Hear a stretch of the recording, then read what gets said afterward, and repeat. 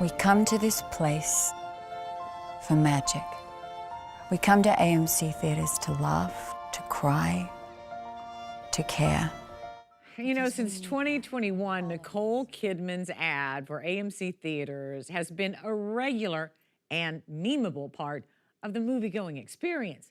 And for Gen Z members of AMC's A-List program, the ads claim that Heartbreak feels good in a place like this. has become more than marketing. It's become an ethos to live by. LA Times reporting fellow Kaitlyn Huamani wrote about the cult of AMC's A-List and joined us. I'm so glad you wrote this, Kaitlyn. It explains so much for me. I'm glad you enjoyed it. Okay, first of all, explain to everybody else, what's the A-List? Sure. So A-List is the highest tier of AMC's loyalty programs. It's $27.99 a month in California, where tickets are generally higher, but it starts around $20 a month. Join and see up to 4 movies every week in any format. It's basically unlimited movies. You get extra perks like a priority lane for concessions at the theaters and a couple of other things that people really love. How many people are members? There's about 1 million members. Oh, wow, that's a lot. Yeah. And it was born out of competition. Yes, so in 2018, AMC launched the service. They had been kind of contending with MoviePass, which was a short-lived industry disruptor offering basically unlimited movies as well.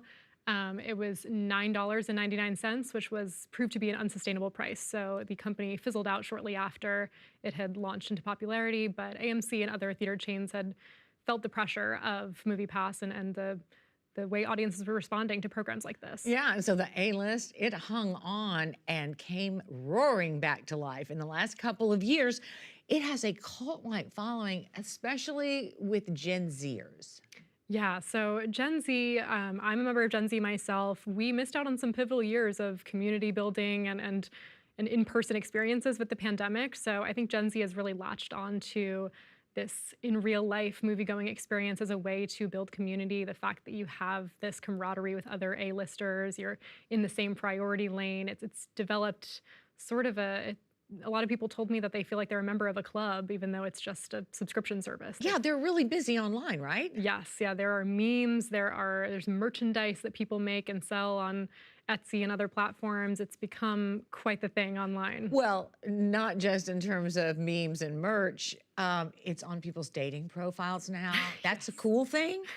It is. I talked to a couple people who said that they feel like it adequately conveys that they like movies without giving off a film bro sort of pretentious vibe, and it just signifies to other people that they're interested in seeing things. Okay, now this is where you really came in handy, because I didn't know what was happening when I went to see Superman the other day. People started cheering. We come to this place for magic. And reciting the words with Nicole Kidman as she waltzed across the screen. Heartbreak feels good in a place like this. Our heroes feel What's happening? So this ad that plays before every movie at an AMC theater, it was a part of a multi-million-dollar campaign in 2021 to get people back into theaters after the pandemic, to encourage them. So they got Nicole Kidman, Academy Award-winning actor, to sign on to this. that indescribable feeling we get when the lights begin to dim. And she still says to this day she'd do it again in a heartbeat, even though it's become a very memeable thing that people really love. And stories feel perfect and powerful. Because here, they are. I think all the audience members that I spoke to who were A-listers, young people who are really enthusiastic, say that they have this script pretty much memorized. It has these platitudes about movie magic and the experience of seeing something in the theaters, and people really clamor for it. Well, it's so funny because once the pandemic was subsiding, a lot of us who go to the movies we're saying like, okay, enough, Nicole, like we're done. We don't need this. We don't need this anymore. But then I noticed, in the last couple of times I've been, people are reciting the words with her, cheering for her, and not in an ironic way. Dazzling images on a huge silver screen. No, AMC had pulled the ad or shortened it at some point, and people clamored. They made petitions. They were protesting. They said, "Bring back the whole thing. We love this." They call it the pledge. They call it the pledge, and they wear merchandise that has the full script on it.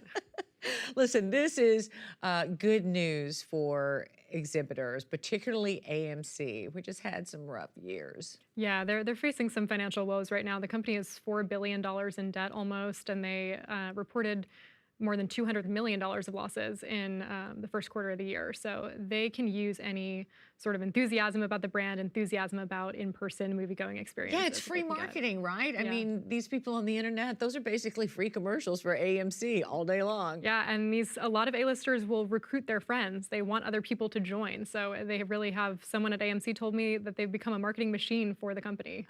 Is this just in LA or is this happening elsewhere? So there's definitely enthusiasm for the program elsewhere, but I think LA is a movie town. A lot of people told me they feel like the enthusiasm is particularly intense in Los Angeles, where people are either in the industry themselves or just really big movie fans.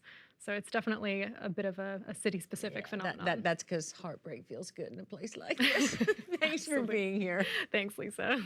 Thank you for watching our YouTube channel. For more stories in your communities, click the subscribe button right here. You can also download our app or watch us on TV for the latest information, balanced coverage, weather updates every 10 minutes, and more. We'll see you then.